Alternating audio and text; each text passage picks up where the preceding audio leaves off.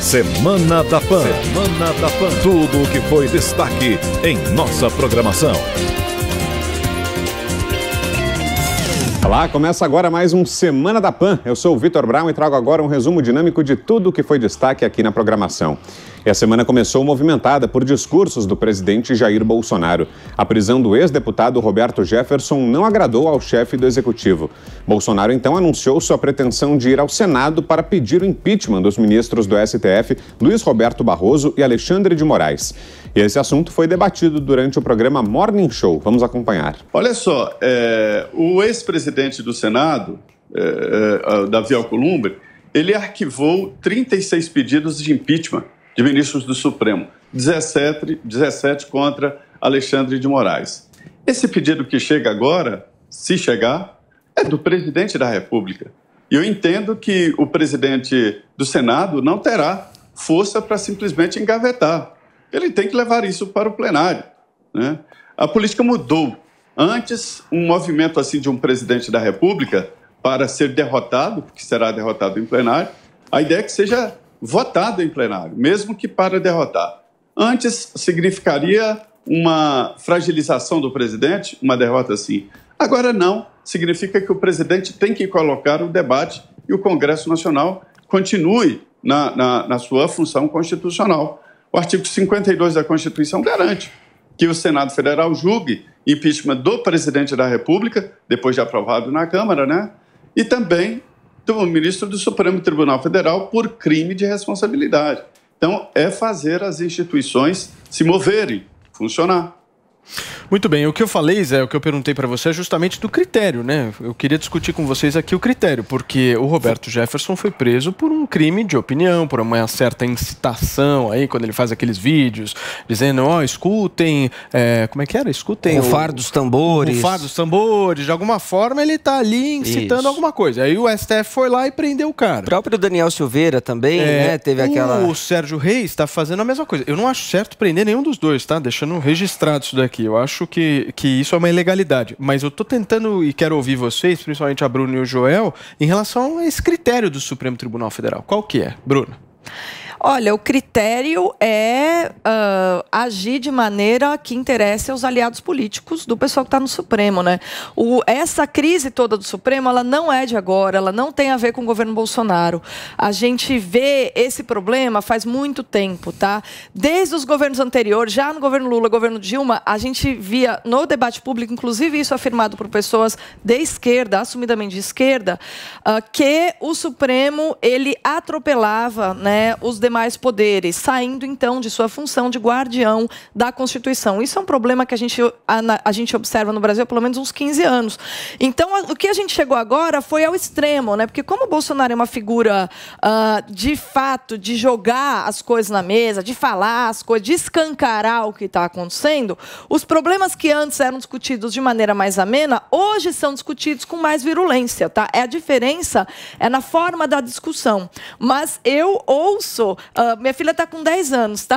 Desde que ela nasceu, eu estou ouvindo analistas políticos dizerem que o Supremo não está sendo fiel às suas funções e está agindo de maneira arbitrária. No caso dessas prisões, a gente chegou ao extremo da arbitrariedade, que é um ministro agir como promotor. Quer dizer, o cara abre o inquérito que ele vai julgar. Então, na verdade, você tem aí um acúmulo de funções. Nesse sentido, a gente tem um quadro que destrói a estabilidade política do Brasil, né? Por exemplo, eu não vou deixar de falar que o Alexandre de Moraes, por exemplo, não está à altura do cargo. É um cara que não devia estar lá. Eu não vou deixar de falar que o Barroso age como militante, o que está errado. Eu não vou deixar de falar que o Toffoli é um cara medíocre, que não tem capacidade para ser ministro do Supremo. Eu não vou deixar de falar isso. Agora, será que isso... Vai ser preso, hein?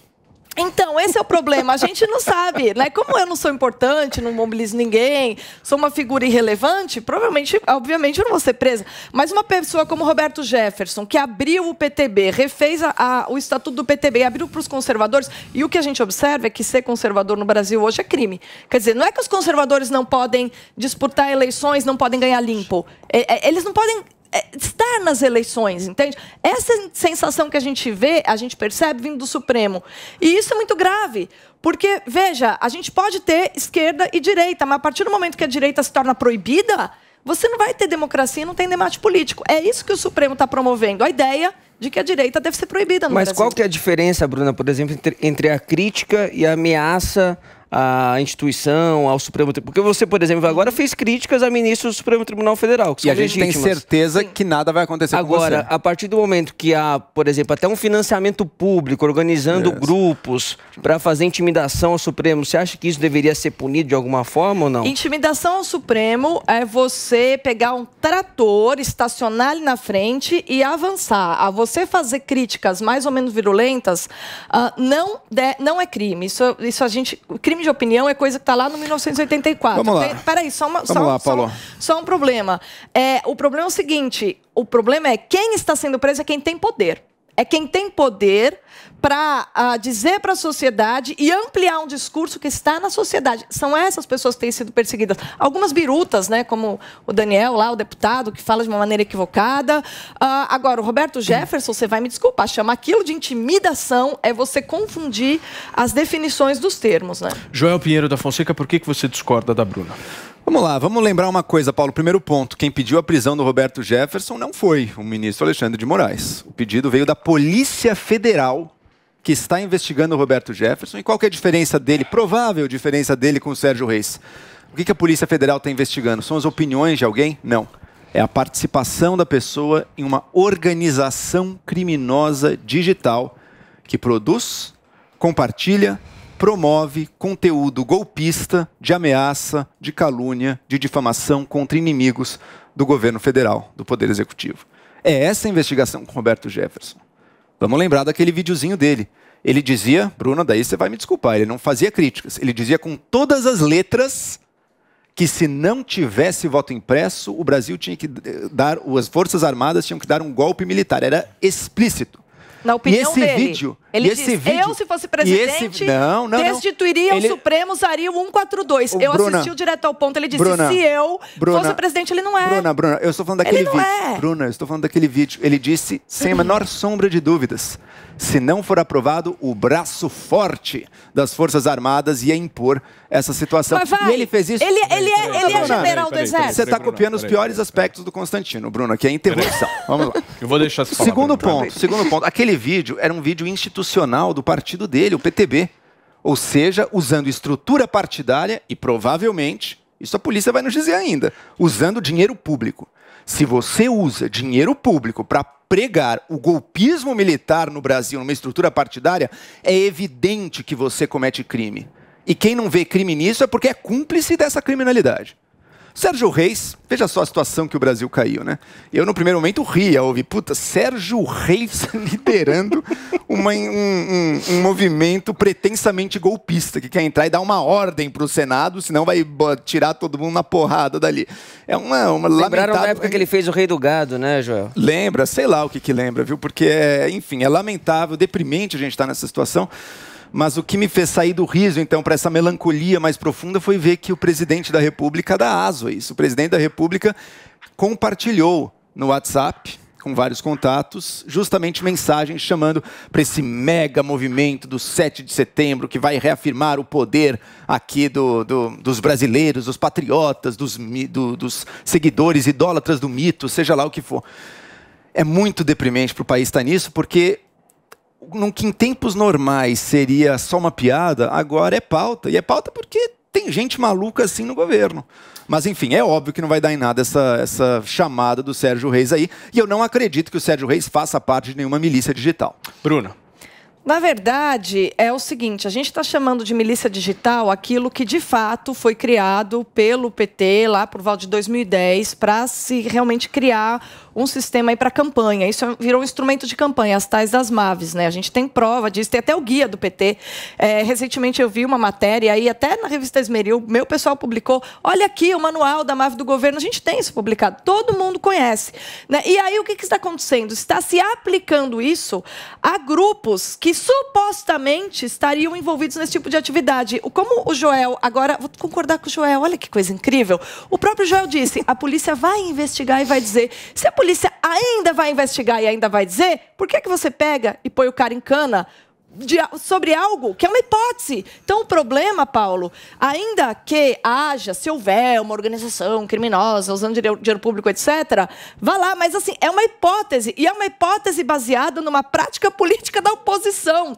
Então, é insano a gente pôr um cara em cana por isso, ainda mais um cara teatral como Jefferson, né? Que é teatro, ali é teatro. Bruna, lembrando que foi a própria polícia que pediu, né? Você pode discutir ali com o delegado da polícia. Você pode discutir ali. Você pode discutir com o delegado da polícia que pediu, por que foi feito o pedido. Agora investigaram, viram que a coisa provavelmente deve estar suja mesmo, e um ponto tem. Cadê o Brasil vive. O Brasil vive por provar. A prova. Cadê a prova? Joel, não tem papel. Quem diz que a polícia não tem? Cadê? O que a polícia está investigando? Ela disse o público que não precisa saber a prova, Bruna. Não, mas tá escrito no papel, Joel. O público não precisa saber a prova. Tá no papel, Paulo. Eu acho o Roberto Jefferson uma das figuras mais assim deploráveis que já existiram no Brasil na política. Para mim, ele não representa nada dos meus valores, nada. Princípios, zero. Mas ele foi preso de maneira ilegal. Vamos discutir isso. Sabe qual que é o ponto? A prisão dele se encaixa exatamente na prisão que você defendeu, Paulo. Qual? Do Galo, do cara que queimou a estátua. Ambos não tinham motivo para preventiva. Queimou a estátua. Ambos não tinham motivo para preventiva, Paulo. Pelo amor de Deus. Você queima o patrimônio público. Paulo, isso é criminoso assim como Roberto Jefferson. Ambos não tinham que estar presos. Não, porque isso é prisão preventiva. Paulo, você cai no mesmo erro sempre. Não, você não tem fato, cara. Você tá... Paulo, olha a sua argumentação. O problema é que você eu não gosto do Galo, então prende. Prisão preventiva é para quem tem risco de fuga ou de interferir com investigação, Paulo. Vai fugir pra onde? Então, e o Galo? E o Galo? E o Galo? E o Galo? Vai fugir pra... faz parte de uma organização criminosa. Ah, daí pode, né? Daí pode, Paulo, você é incoerente, Paulo. Você é incoerente. O Jefferson faz parte de uma organização criminosa, Paulo. Você não entende isso? Qual? A organização da milícia digital bolsonarista que usa dinheiro público. Não, você tá dizendo que não existe essa organização. É óbvio que existe essa organização. Então você tá à frente da justiça. Você tá à frente da justiça. De forma alguma, Paulo. Olha o que tá acontecendo. Será que o PCC existe? Será que o PCC existe? Ah, gente, por favor, é óbvio que está. A polícia o PCC a gente tem prova, tem nome, tem confissão. A questão real aqui, meus caros, Bruna e seu aliado Paulo. É muita loucura. Bruna e seu aliado Paulo. A questão aqui. Tem que trazer os primeiros analíticos. Bruna, deixa eu terminar. A questão aqui é... Aí sim. O Vini quer perguntar para os... A questão real que existe aqui é o que existe no Brasil, que se chama o abuso da prisão preventiva. Neste caso, eu estou de acordo. Roberto Jefferson apresentava risco de fuga? No princípio, não. Roberto Jefferson apresentava grandes motivos para acreditar que ele possa interferir nas investigações? Também não. Portanto, uma prisão preventiva não deveria ter sido feita nesse caso. Agora, isso vale para ele, sim, e vale para uma série de outros criminosos como ele que estão por aí. Porque a prisão preventiva no Brasil é usada à torto e à direito. Isso está errado. A prisão preventiva tem que ser bem justificada. E nesse caso... Concordo, juridicamente não foi. Não é porque não tenha crime, é porque não tem os requisitos da prisão preventiva, assim como não tinha no jovem que fez o vandalismo da estátua ali. Completamente diferente na minha avaliação. E no Afeganistão, a situação se agravou após o Talibã tomar o poder do país. O grupo, que já havia estado no controle entre 1996 e 2001, retornou causando caos aos afegãos que até tentaram fugir montados em aviões em movimento. O Talibã, portanto, afirma que desta vez o tratamento será menos radical e que as mulheres poderão ter direitos de estudar e trabalhar. Sobre o assunto, nós conversamos com Manuel Furriela, professor de Relações Internacionais da FMU. Acompanhe. De fato, aí chama a atenção, né? A saída americana e o Talibã conseguir tão rapidamente retomar o poder local, a capital Cabul, depois de 20 anos aí desse domínio, dessa ajuda norte-americana, professor. Realmente não foi bem organizada a saída de tropas e principalmente essa transferência de poder. Nós já sabíamos que o governo americano ia retirar as tropas, como vocês mencionaram, já era uma decisão que outros presidentes anteriormente gostariam de ter tomado, e Donald Trump já tinha feito essa sinalização confirmada por Joe Biden que aconteceria até o final deste mês. Até aí, esse contexto, a gente pode discutir se deveriam ou não os Estados Unidos retirar as tropas, mas já era uma decisão organizada. O que não está sendo organizada é essa transferência de poder. Os talibãs foram dominando militarmente todo o Afeganistão e, por óbvio, aproveitaram essa retirada de tropas americanas, essa sinalização nos próximos dias para fazer uma tentativa de tomar a capital e tiveram êxito tomaram a capital. Há um grande risco, como foi mencionado, para vários grupos. Os grupos que trabalhavam no governo atual afegão, esse governo desconstituído, para estrangeiros que em grande parte já conseguiram se retirar, mas principalmente para a população do Afeganistão, que vai ter o radicalismo de volta ao poder com decisões arbitrárias, como vocês mencionaram, em desfavor dos direitos humanos e principalmente nos grupos aí relacionados com os direitos das mulheres. Nós temos grandes receios nos próximos dias do que vai passar a população, principalmente a população civil. Como o nosso correspondente nos Estados Unidos, Eliseu Caetano, falou agora há pouco, há cerca de 5 minutos foi decretado então o fechamento do aeroporto de Cabul, que significa que voos não entram e não saem. Imagino que essa decisão vá agravar e muito a situação e principalmente a segurança de mulheres, crianças, famílias e inclusive estrangeiros que estão por lá. Realmente, é um caos desnecessário. A partir do momento que o governo americano decidiu começar um diálogo diretamente com os talibãs, mesmo sendo uma decisão discutível, conforme eu mencionei, havia uma interlocução.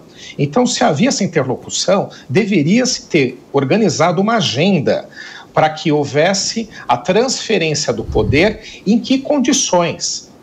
Deveria ter sido organizada uma transferência do poder, por exemplo, com limites ao que o Talibã pode fazer em respeito aos direitos das pessoas, aos dos estrangeiros e até mesmo a manutenção de embaixadas. Como é que a gente pode entender que foi organizado esse processo pelo governo americano se a sua própria embaixada não vai continuar funcionando?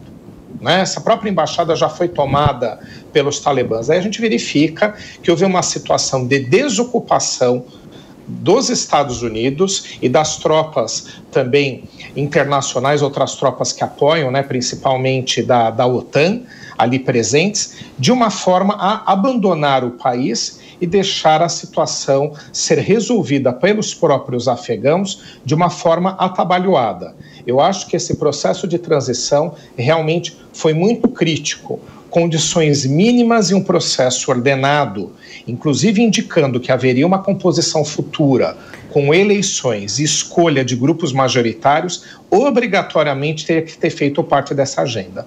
Pelo que nós percebemos, infelizmente, não havia uma agenda organizada de diálogo ou de transferência de poder no Afeganistão, mas somente uma agenda de desocupação militar. Essa não é suficiente e é inadmissível. Professor, eu queria que o senhor falasse o que está por trás dessa geopolítica, né? E é um revés, de fato, aí para o presidente Joe Biden. Foi uma decisão do presidente Trump que ele acatou e quis fazer, inclusive, essa questão dos 20 anos do 11 de setembro. Havia uma expectativa, inclusive, da retirada lá em setembro. O que está por trás de toda essa agitação e o que fica a partir de agora em relação à geopolítica daquele local? Realmente agora a gente fica à própria sorte novamente e não havia necessidade de ser dessa forma. Há 20 anos atrás, quando os Estados Unidos invadiram o Afeganistão, eles invadiram com respaldo internacional. Por quê? Porque os ataques que haviam ocorrido ao território americano, os que a gente menciona do 11 de setembro, as Torres Gêmeas, ao Pentágono e etc., eles partiram de Osama Bin Laden e do seu grupo, que não só estavam aquartelados dentro do Afeganistão, como também contavam com o apoio dos talibãs. Tanto é verdade que o presidente George Bush Filho chegou a tentar negociar com o governo afegão à época, que era dos talibãs, a entrega desse grupo, senão não haveria necessariamente aquela invasão. Como houve o apoio dos talibãs, inclusive a manutenção de Osama Bin Laden e do seu grupo com proteção dentro do território afegão, a invasão por tropas americanas e britânicas naquela época teve aceitação internacional, porque muita gente acha que aquela invasão ocorreu sob comando do Conselho de Segurança da ONU. Não aconteceu. A invasão ela aconteceu por tropas americanas nesse contexto e foi bem aceito. E durante esses 20 anos houve o desmonte dos grupos terroristas internacionais, houve o desmonte do grupo do Osama Bin Laden, inclusive ele morreu, tudo isso aconteceu, esse era o objetivo inicial. Só que a manutenção das tropas americanas, e depois chegaram as da OTAN e britânicas no país, elas começaram também a se fazer necessária na busca da construção de um governo estável no Afeganistão, coisa que, gastando os 3 trilhões de dólares mencionados, não foi realizado. Então, chegou-se um momento de tomar uma outra difícil decisão. Depois de 20 anos, vamos manter as tropas com outro objetivo, diferente do da invasão original, ou vamos sair? O Trump decidiu sair, o Biden também entendeu dessa forma. Até aí, eu acho que é explicável. O que não é explicável é não ter realizado de forma ordenada essa saída. Na terça-feira, o Talibã anunciou anistia geral no Afeganistão. Sobre o assunto, nós também conversamos com Gunter Hudzit, professor de Relações Internacionais. Acompanhe. Não podemos dizer que não é uma mudança, né? Você tem aí um pronunciamento que é bastante diferente do que foi a atuação do Talibã quando estava no poder, como você bem colocou. Isso se deve a toda uma pressão internacional, uma pressão do Talibã funcionar como efetivamente um ator político, por exemplo, negociando há mais de ano com o governo americano em Doha. Portanto, a pressão de vários governos muçulmanos da região para que isso ocorresse e o Talibã fosse tratado e agisse como um ator político. Só que nesse momento você tem ainda uma falta de controle central daquele comando do Talibã que está chegando ainda em Cabul e as lideranças locais. Tanto que vem aí de informações de matanças, suspensão de vacinação, várias notícias que são contraditórias, porque não há um controle central ainda. Então, há esse pronunciamento dá uma certa esperança, mas é meio São Tomé, né? Para quê? Sem dúvida, né, professor? Até pelo histórico e pela reação das pessoas que nós tivemos ontem, evidentemente que o grupo não deixa a saudade de ninguém lá no país. Cenas impressionantes, né? O aeroporto lotado, as pessoas queriam impedir, na verdade, queriam subir no avião de qualquer forma, né? Para sair do país. Então, isso demonstra os anos que eles estiveram no poder aí, a forma como isso foi feita e a grande preocupação, como o senhor disse, local agora é responder a quem ali e o que pode acontecer, né? Marcelo, vamos também com partes, porque isso é efetivamente Cabul. Cabul, uma grande cidade, capital, com uma influência estrangeira, ainda mais depois da ocupação americana, essa influência ocidental muito grande. Mas, por exemplo, em várias regiões, o Talibã conseguiu tomar o poder sem disparar um tiro. Ou seja, foram recebidos de braços abertos. Porque o governo que caiu, extremamente corrupto. Então, com um desmando muito grande e que não conseguia colocar também uma ordem, você tinha aí mortes bastante frequentes e que, em algumas regiões, os líderes tribais receberam bem o Talibã com saudades do tempo de estabilidade, principalmente de segurança, da época do Talibã. Então, há regiões do Afeganistão em que o Talibã tem uma imagem muito boa, não nas grandes capitais, né, não principalmente nas grandes cidades, mas há diferenças locais e regionais no Afeganistão. E o presidente Joe Biden nos Estados Unidos, né, professor, ele acabou fazendo aquilo que Donald Trump iniciou, né, discutiu lá antes de deixar o governo, a presidência dos Estados Unidos. E ontem mesmo ele garantiu que como é que ele poderia atuar se o próprio governo local não impediu, né, se a própria não houve um esforço também para que houvesse aí essa tentativa da permanência do governo. Como é que o senhor avalia a situação de Joe Biden aí nesse revés de fato aí para o presidente norte-americano? Bom, primeiro de tudo, ele tem razão nesse ponto que os americanos treinaram durante praticamente 20 anos as forças de segurança do Afeganistão e na hora em que eles precisaram atuar como forças de segurança, não atuaram. Né? Muitos soldados literalmente abandonaram os postos, tiraram os uniformes, receberam muito bem os talibãs, porque faltava comida, não recebiam salários, ou seja, de novo, o reflexo de um governo extremamente corrupto. Segundo, a gente não pode esquecer que o ex-presidente Obama foi eleito também prometendo acabar com as guerras. O ex-presidente Trump foi eleito a acabar com as guerras eternas, como ele dizia. E o próprio Joe Biden também fez campanha dizendo que terminaria.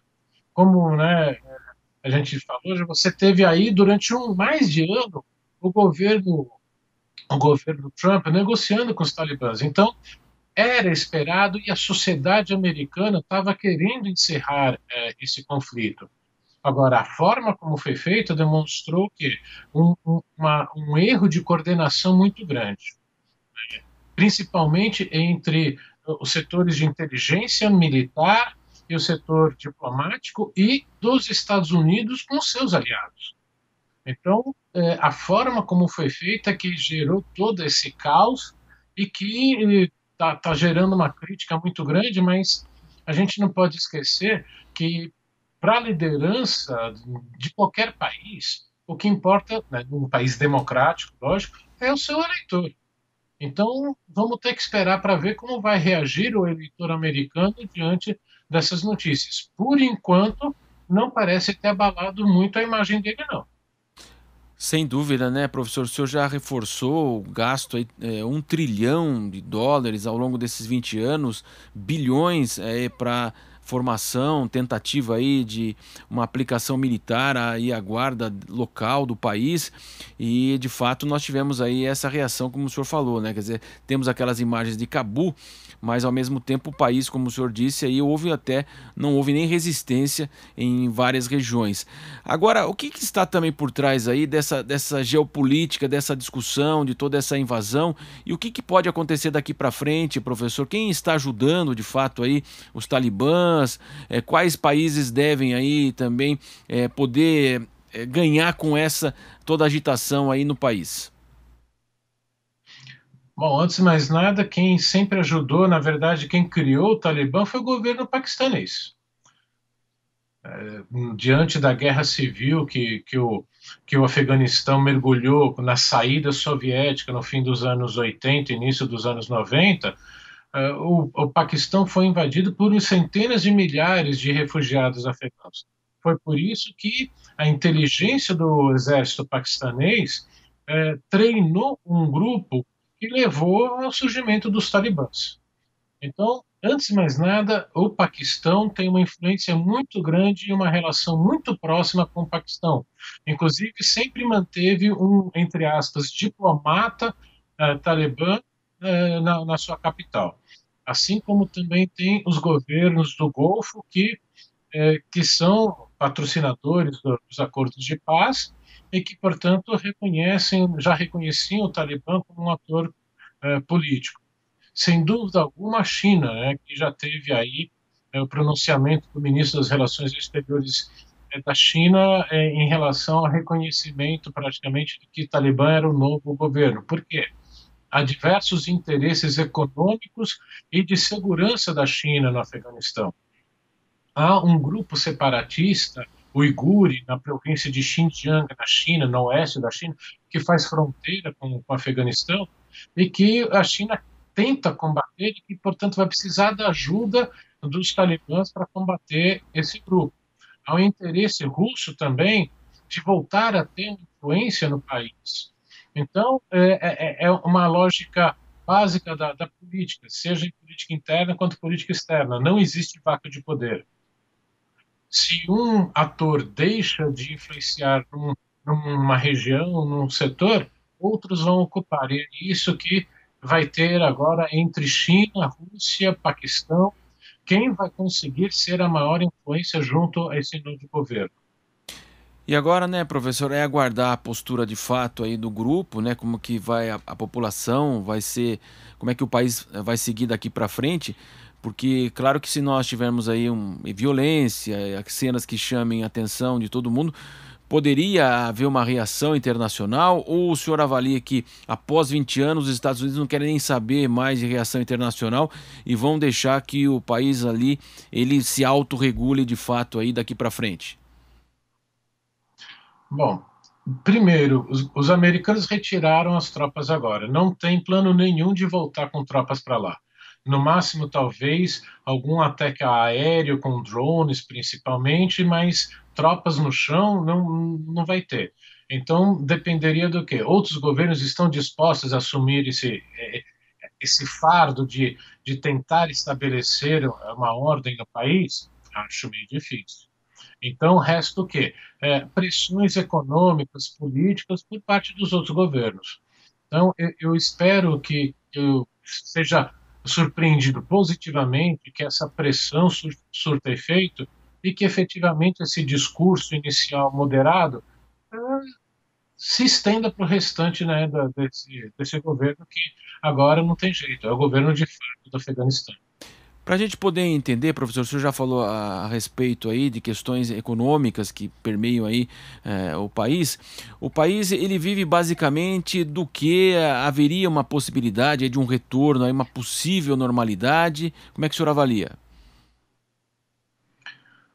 Bom, um dos grandes produtos, né, que infelizmente o Afeganistão e em parte também do Paquistão e Índia exportam é a papoula, que leva a heroína, né? Essa droga aí que é tão poderosa e até compete mercado com a cocaína. Então, a região dos Himalaias, principalmente do Afeganistão, é propícia para esse plantio. Então, o Talibã, com todo esse movimento, né, de resistência, de guerrilha, expandiu esse mercado, esse plantio. Então, como é que ele vai continuar em relação a isso? Porque vai radicalmente contra os princípios, né, do Islã. Se vai continuar ou não, nós vamos ter que esperar para ver.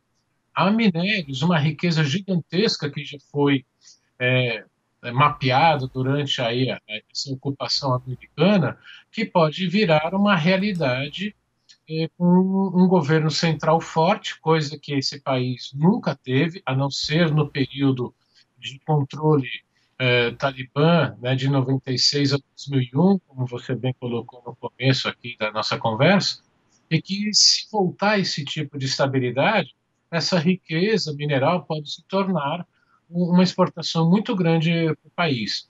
E, por fim, há um interesse chinês e também russo do transporte de gás e petróleo de outros países ali da Ásia Central para o grande mercado chinês.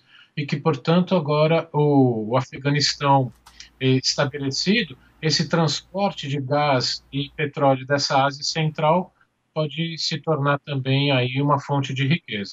E nesta terça-feira, a CPI da Covid ouviu depoimentos do auditor do Tribunal de Contas da União, Alexandre Marques. Ele é indicado como autor de um relatório falso que apontava uma supernotificação de mortes por Covid-19 no Brasil. Porém, resguardado por um habeas corpus que garantia que ele ficasse em silêncio em questões que possivelmente o incriminavam, o auditor não deu muitas respostas e irritou os senadores. Acompanhe os detalhes agora na reportagem de Camila Yunes. A comissão ouviu o auditor do TCU, Alexandre Marques, responsável pelo documento citado por Jair Bolsonaro sobre mortes por Covid-19. No depoimento, ele negou ter mencionado supernotificação no arquivo e alegou que o relatório era apenas um estudo conclusivo e não oficial.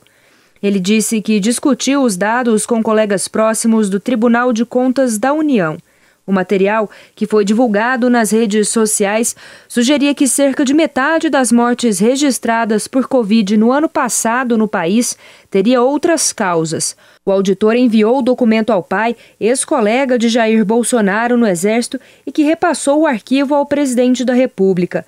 Alexandre Marques aponta que a planilha apareceu na imprensa com referências ao TCU e disse estar indignado. A minha indignação foi pelo fato de ter sido atribuído ao Tribunal de Contas da União a responsabilidade por um documento que não era um documento oficial, que não era uma instrução processual, que não era nada do Tribunal de Contas da União. Então, vincular o nome do Tribunal de Contas da União a um arrazoado de 2 páginas não conclusivo, eu achei irresponsável. Alguém determinou a elaboração desse documento ou sua elaboração decorreu de motivação pessoal? Não, senhor, não houve determinação. Dentro da nossa atuação como auditores do Tribunal de Contas da União, nós temos a nossa competência de prospecção, de identificar teses, linhas de possíveis investigações nos nossos trabalhos. O auditor do TCU reiterou que o trabalho foi preliminar e se tornou inconclusivo. Alexandre Marques garantiu que em nenhum momento citou subnotificações de mortes. Eu produzi um arquivo em Word com algumas informações públicas, mas que não era conclusivo esse arquivo. Como eu falei, ele foi feito para gerar uma discussão dentro da equipe de auditoria. Não havia uma conclusão nesse sentido. De onde foram, por favor, retiradas as informações que embasaram esse relatório, artigo? Foi do Portal da Transparência do Registro Civil. É um site da Associação Nacional dos Registradores das Pessoas Naturais. Em nenhum momento afirmei que houve supernotificação de óbitos por Covid-19 no Brasil. Nós conversamos, concordamos que seria impossível haver um conluio para deliberadamente supernotificar os casos, o número de óbitos de Covid-19, e a proposta não andou e não entrou no escopo. O auditor Alexandre Marques afirmou não saber sobre modificações no documento que chegou ao presidente Jair Bolsonaro. Parlamentares da oposição alegam que Bolsonaro cometeu crime de falsificação de documento público e de responsabilidade por ter compartilhado um relatório que não tinha dados oficiais. O vice-presidente da comissão, senador Randolfo Rodrigues, disse que o depoimento de Alexandre foi um dos mais importantes da CPI. O que pode incorrer na responsabilização do presidente da República do artigo 297 do Código Penal, que é do crime de falsificação de documento público.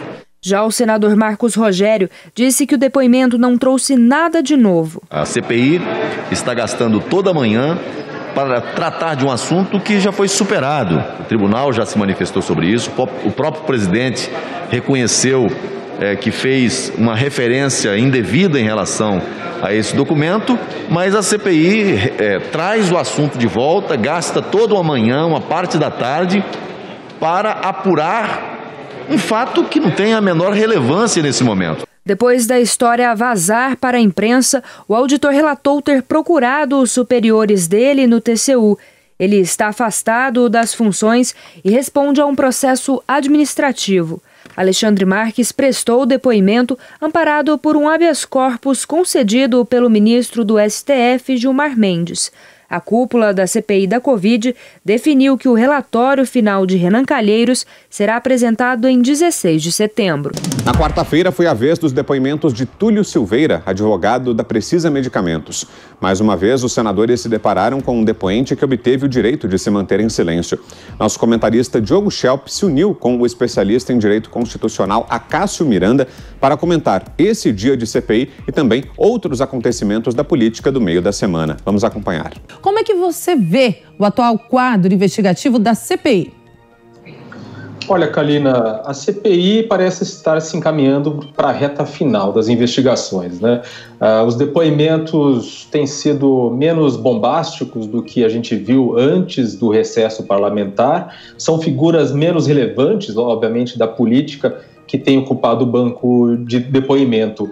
É claro que uma parte da explicação é que o principal já foi feito, o grosso das investigações já foi feito, os senadores que fazem parte da CPI já analisaram muitos documentos, já reuniram ali evidências e provas que vão compor ali o relatório do relator Renan Calheiros.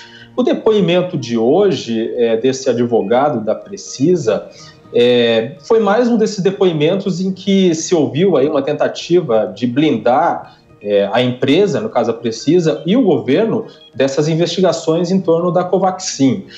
Cada vez que um depoente permanece em silêncio, ele cria ainda mais a sensação, a percepção e praticamente a certeza de que há algo de muito errado nessas negociações, né?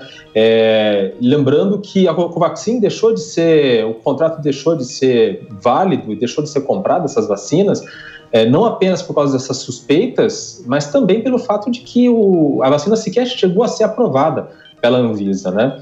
E o depoente de hoje, de fato, foi muito contraditório. O próprio senador Randolph Rodrigues demonstrou ali que ele foi apresentado, foi inclusive registrado ali em reuniões no Ministério da Saúde, como sendo o responsável, né, pelas parcerias internacionais da Precisa Medicamentos. Ou seja, ao contrário do que ele alegou para ficar em silêncio na CPI, ele não era simplesmente um advogado que defendia os contratos da Precisa. Ele, de fato, se envolveu, pelo menos os indícios mostram isso, na negociação direta da vacina. Bom, Acácio, você acredita que depois deste recesso, as investigações esfriaram? Sim, o Diogo bem ponderou. Quando nós olhamos, entre aspas, para o currículo daqueles que estão sendo convocados e o grau de participação destas pessoas nos atos que levaram à instauração da CPI, resta muito nítido que houve um esfriamento, houve mais do que isso, houve um esvaziamento, mas eu confesso, Kalina, que vejo isso com certa preocupação, porque tal esvaziamento pode demonstrar duas coisas. Primeira delas, a CPI já formou a sua convicção antecipadamente, sem que todas as pessoas fossem ouvidas e sem que todas as provas fossem produzidas, ou, segundo ponto, os elementos que a CPI juntou até aqui são inconclusivos e eles estão tentando reacender as discussões, mas não têm conseguido. São estes os dois aspectos que eu vejo até aqui por conta destes últimos depoimentos. Bom, e mudando um pouquinho de assunto, é uma pergunta que eu faço para os dois, vou pedir para o Diogo responder primeiro, que é sobre a denúncia do MPF contra Alan dos Santos, de que ele ameaçou o ministro do STF, presidente do TSE, Luiz Roberto Barroso. Como é que você enxerga essa situação, Diogo? Olha, Kalina, obviamente que a liberdade de expressão é um direito fundamental aí no Brasil, na Constituição, um direito dos brasileiros. Mas todos os direitos têm certos limites, né? Então, você não pode usar a liberdade de expressão, por exemplo, para defender a destruição daquilo que garante a liberdade de expressão, que é, por exemplo, a democracia brasileira, as instituições democráticas. Você também não pode usar a liberdade de expressão para fazer discurso de ódio, para incitar a violência. E é exatamente nesse ponto que essa denúncia contra Alan dos Santos pega. Ele é denunciado por, incitar a violência contra o ministro do STF, Barroso. Se isso vai ser decidido na Justiça, se foi mesmo o caso. E é o caminho certo. O MPF fez essa denúncia, provocado pelo próprio Barroso, né, que fez esse pedido. É um caminho certo. Muita gente critica o STF por ter tomado atitudes ali em relação a Daniel Silveira ou, por exemplo, mais recentemente, a Roberto Jefferson, mas neste caso específico não foi o próprio STF, né, que fez aí, que foi atrás, que mandou prender e tudo mais, né? Foi, na verdade, uma solicitação do Barroso para que o MPF fizesse algo a respeito, e o MPF decidiu fazer a denúncia. Só mais uma comparação que eu acho que é importante. Recentemente, o Procurador-Geral da República, Augusto Aras, ele apresentou uma notícia-crime contra um colunista, um advogado, Conrado Hübner, por ter chamado ele de poste-geral da República. Era uma crítica, obviamente, mas não era uma incitação à violência. E, neste caso, o ministro recusou a crime e não fez nenhuma denúncia contra Conrado Hübner. Isso mostra a diferença entre o que pode na liberdade de expressão e o que é considerado violência ou incitação à violência ou outros crimes. Para você, Acácio, essa denúncia soa mais como uma censura ou realmente é uma medida cabível? A liberdade de expressão, Kalina, é um direito que todos nós somos detentores. e todos nós podemos manifestar a nossa liberdade de expressão, independentemente de censura prévia. Contudo, uma vez que manifestemos as nossas opiniões e estas manifestações acarretem ofensas à honra de alguém ou atentem às instituições que nós temos no nosso país, é natural que as pessoas sejam responsabilizadas por isso. Então eu vejo a denúncia do MPF como razoável quando ela trata de manifestações que já foram expressas pelo Alan Santos. Mas, caso sejam feitas ilações acerca de manifestações que podem ser expressas por ele, aí eu discordaria do MPF. Mas, repito, no que diz respeito àquilo que já foi dito e os ataques que já foram feitos, razão assiste em termos constitucionais ao MPF nesse aspecto. E, por fim, já os senadores entraram com pedido de investigação ao Procurador-Geral da República, Augusto Aras, sobre o crime de prevaricação em relação aos supostos ataques às urnas eletrônicas. Quero saber a opinião de vocês também sobre essa justificativa usada pelos parlamentares de que Aras se omitiu a esses ataques e se recusou a atuar em defesa do regime democrático no Brasil. Primeiro, agora o Acácio.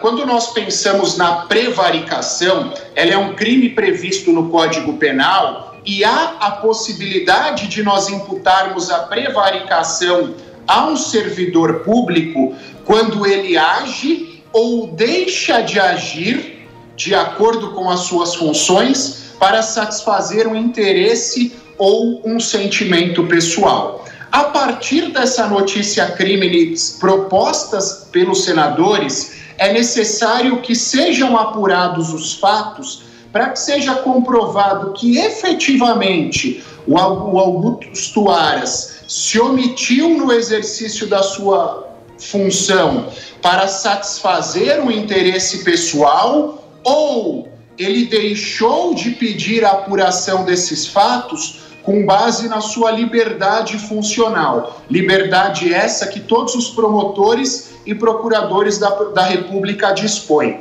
Ou seja, é necessário que os fatos sejam apurados e, a partir dessa apuração, seja determinado se há a prevaricação ou se há meramente o exercício de uma garantia constitucional inerente a todos os membros do Ministério Público. Diogo, com você.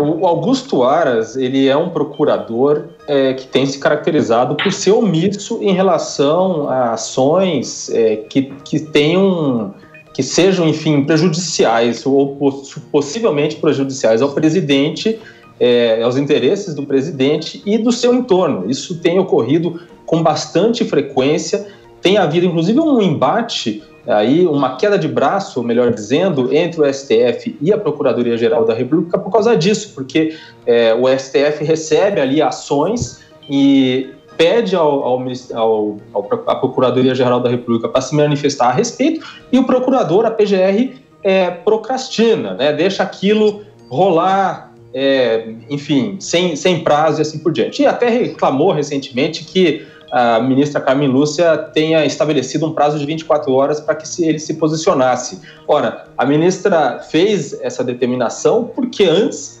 havia pedido para a Procuradoria-Geral da República se manifestar a respeito de uma possível investigação, abertura de investigação a respeito do Bolsonaro, e a PGR levou 13 dias, não respondeu, né? Então essa é uma demonstração, um pequeno exemplo dessa omissão de Augusto Aras. Agora, se isso vai ter efeito, se ele de fato pode ser punido aí pelo Conselho, é outra questão. Lembrando que o próprio Procurador-Geral da República ele tem representação nesse Conselho. Nesta semana, a cúpula da CPI da Covid desistiu da acariação entre o ministro do Trabalho, Onyx Lorenzoni, e o deputado federal Luiz Miranda. Sobre o andamento da comissão, que pode estar perto da reta final, nós conversamos com o senador Marcos Rogério, do Democratas de Rondônia. Vamos conferir. Bom, senador, o senhor achou o que dessa decisão da cúpula da CPI de cancelar essa acariação? Eu sei que o senhor já vinha até criticando essa possibilidade, o que isso traria de informação nova à CPI, mas agora essa essa oficialização de que não haverá mais essa cariação. A CPI está sem rumo, senador? Faz tempo.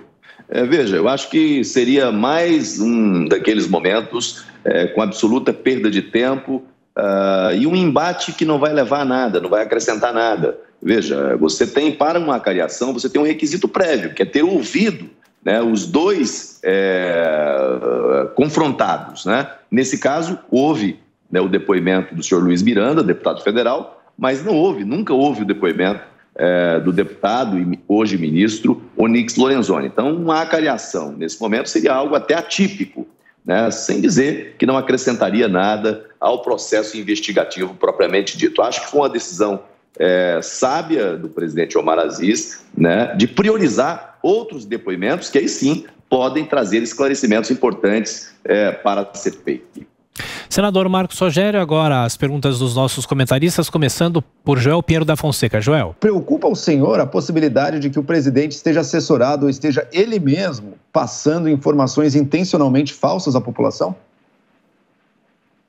Olha, Joel, primeiro que, assim, essa história do auditor do TCU, né, ganhou as manchetes dos jornais, o destaque da mídia, né, e até um desmentido do próprio tribunal, né, em razão de um relatório que ele teria feito apontando que metade, né, dos óbitos de 2020, né, seriam em decorrência de outras causas e não relacionados diretamente à Covid-19. Isso a partir de uma pesquisa, enfim, uma espécie de relatório paralelo dentro do TCU. Eu acho que hoje é uma boa oportunidade para a CPI, né, aprofundar esse tema com o técnico, ver o que foi levantado, como foi, né, que tipo de estudo foi esse, que base de dados foram essas, né? O presidente da República recebe muitas informações, né, e talvez diferente de outros ex-presidentes, o presidente Bolsonaro ele é muito pragmático, ele é muito espontâneo, né, e às vezes, né, colhe uma informação e repassa essa informação sem adotar todos os filtros antes, né? Eu não vou dizer que essa informação seja baseada num fake news, porque eu acho que não é disso que se trata. Eu acho que aqui nós temos informações importantes que precisamos levar em consideração durante a oitiva de hoje. Mas ele é um presidente que fala o que pensa, fala de improviso e uma hora ou outra, quem age dessa maneira corre um risco maior de errar na informação que está passando. Mas não acho que seja o caso de taxar como alguém que esteja repassando um fake news. Não acho que esse seja um fake news. Estamos conversando com o senador Marcos Rogério, do DEM de Rondônia. Agora a pergunta de Rodrigo Constantino. Meses de CPI, já entrou em recesso, já voltou, já estendeu o prazo. O relator Renan Calheiros, que já tem um relatório pronto e parece que vai indiciar por curandeirismo e charlatanismo, presidente, na ausência de qualquer coisa mais material que tenha sido encontrado, virou o grande editor-chefe da imprensa brasileira e nada dessa CPI tratar dos bilionários recursos que foram para os estados e municípios. Nós podemos ter alguma esperança de que isso ainda vai acontecer ou realmente está fadado a virar esse palanque eleitoral para a oposição? Veja que os novos tempos acabam provocando situações, no mínimo, inusitadas, né? O fato de alguém não gostar de outro faz com que ele canonize alguém que antes apedrejou de maneira tão violenta, mas, enfim, são os novos tempos e as novas circunstâncias. Eu acho que o relator da CPI, com esse relatório que está sendo preparado, não vai trazer nenhuma surpresa, né? A única surpresa, talvez, para mim, seja o fato dele próprio desfazer aquilo que estava fazendo ao longo dos últimos dias da CPI, né? Porque na falta de evidência, na falta de provas com relação a acusações graves que foram feitas, por exemplo, relacionada à questão da corrupção, porque eles apontam, falam, criam narrativas, mas fatos não têm, provas não têm. Aí vem com essa de enquadrar, de indiciar o presidente por curandeirismo, por charlatanismo, algo absolutamente fora de contexto, fora de propósito, algo grosseiro, algo maldoso e que não se sustenta diante dos fatos, das evidências. Mas é uma demonstração clara da fraqueza de conteúdo probatório no âmbito da CPI. Eu não tenho dúvida disso, Constantino. E, senador, como o senhor tem visto, que tem sentido no Senado, conversando com outros senadores sobre o movimento endossado pelo governo contra ministros do Supremo, a favor até do pedido de impeachment de pelo menos 2 deles? Adriana, eu acho que esse assim, veja, há tempos atrás nós tivemos aí um movimento em prol da CPI do Judiciário, e eu me posicionei contra, não assinei e fui contra naquele momento, pelas mesmas razões que eu sou contra o presidente da República ser investigado numa CPI. Ele não pode ser investigado numa CPI, muito menos indiciado, como estão querendo fazer agora. Porque você tem aí uma violação clara à separação de poderes, à independência dos poderes. Você tem outros mecanismos para fazer essa investigação. O caminho próprio é justamente o processo de impedimento, é o impeachment. Você pode investigar um ministro do Supremo Tribunal Federal? Pode. Qual é o caminho? É um processo de impeachment. Eu acho que o Supremo está passando do ponto faz tempo. Jogar dentro das 4 linhas da Constituição não é uma obrigação apenas do presidente da República, é uma obrigação de todos. Do presidente da República, dos chefes de poderes, do Congresso Nacional, o Judiciário e de todos aqueles que integram essas instituições. Fica parecendo que a obrigação de cumprir a Constituição Federal é apenas do presidente da República e não do Supremo. Eu nunca vi tempos tão difíceis como os atuais. Prisão de jornalistas, prisão abusiva, prisão ilegal, prisão inconstitucional, prisão de parlamentar no pleno exercício do mandato. E olha que não concordo com o que disse. Repudio muitas coisas que foram ditas por eles, mas eu tenho que defender as garantias constitucionais, apesar de discordar do que está falando. Eu não posso defender só porque me agrada, só porque acho que é a opinião correta. É uma garantia fundamental. Agora, o ex-deputado, presidente de um partido, preso também, e, ao que me parece, pelo que li da peça com pedido e depois da decisão, baseado, ancorado em crimes de opinião. Tempos difíceis, tempos tormentosos, é um risco muito grande. E eu não vejo aqui protestos veementes de instituições que no passado se posicionavam de forma muito firme, muito dura, mesmo discordando do conteúdo, mas fazendo a defesa de garantias constitucionais. O Semana da PAN vai ficando por aqui. Muito obrigado pela sua audiência. Até mais. Semana da PAN. Semana da PAN. Tudo o que foi destaque em nossa programação.